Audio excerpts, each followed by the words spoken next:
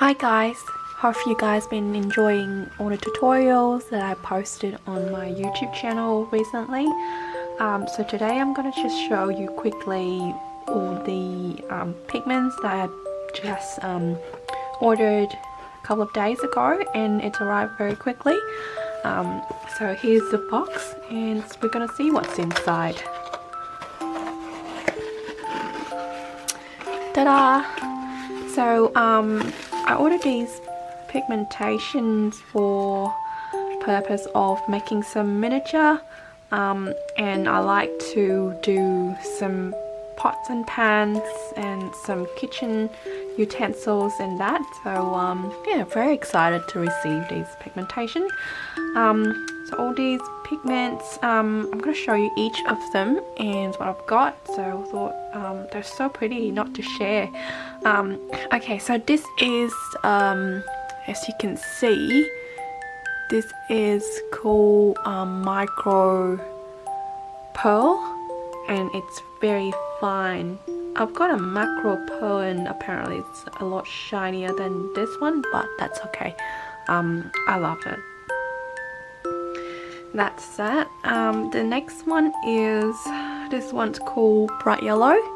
As you can see, it's a bit blurry, but yeah, it's beautiful bright yellow, and it has some shiny tints on it, but I really like it.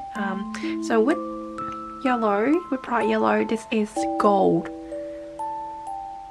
and this is called brilliant gold, and to compare to it, you can see there's a difference in color there. So they're very pretty. This is called apple green, and I thought I can mix something using the bright green and with some other color to make the color that I want. Yeah, this one would be beautiful on lorikeets pendant. This is what's it called? So this is called super copper, and look at the intense color, so pretty. I don't know whether it's gonna stay when I open the container, but it looks very pretty from here.